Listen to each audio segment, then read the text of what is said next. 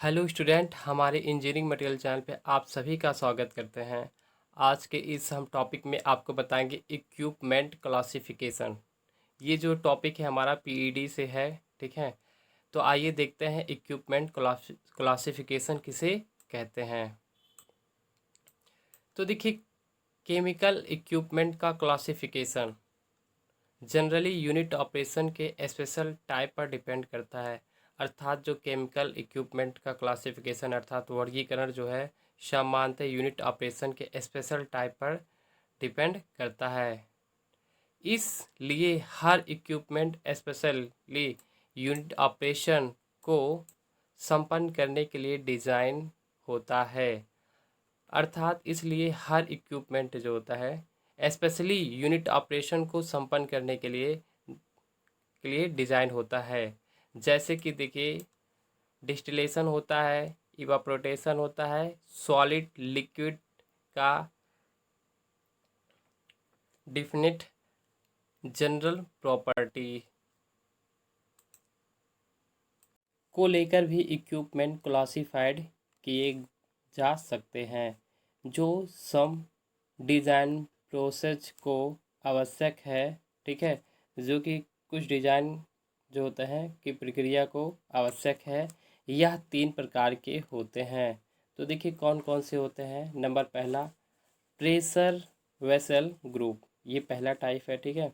तो इस ग्रुप के इक्विपमेंट में एक सिलेंड्रिकल व स्फेरिकल पार्ट इसका मेन कास्ट होता है। तो इस जो प्रेशर वेसल ग्रुप के जो होते हैं, इस ग्रुप में क्या होते हैं, इस ग्रुप के इक्विपमेंट में गोले की तरह, ठीक है, और एस्पेरिकल पार्ट्स इसका मेन कास्ट होता है, जो कि यह टेम्परेचर एंड प्रेशर के बदलाव के अधिक कार्य को भी कहा जाता है।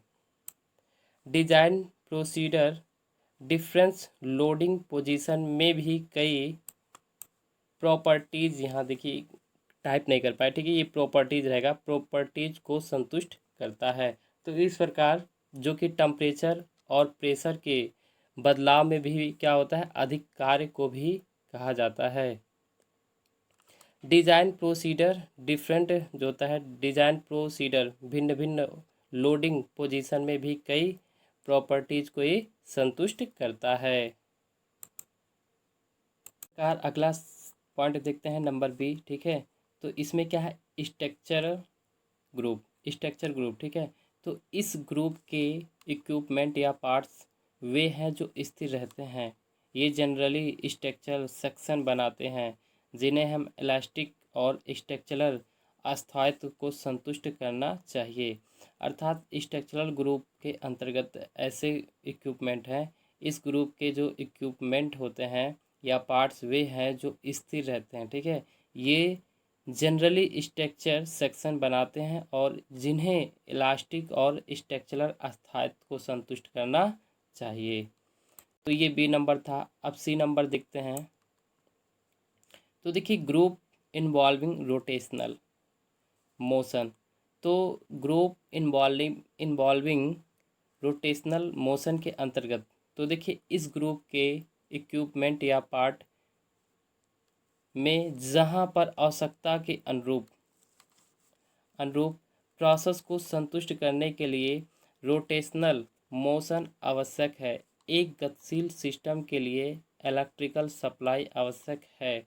अर्थात देखिए, इस ग्रुप के इक्विपमेंट या पार्ट्स में जहाँ पर आवश्यकता के अनुरूप की प्रक्रिया को संतुष्ट करने के लिए रोटेशनल मोशन आवश्यक है। तो यह एक गतिशील सिस्टम के लिए इलेक्ट्रिकल सप्लाई आवश्यक होता है, ठीक है। जो एक इलेक्ट्रिकल सप्लाई के लिए आवश्यक होता है। डिज़ाइन के बेस पर टॉर्क डायनेमिक्स स्ट्रेच दूसरी लोडिंग दशाओं में विचारणीय है।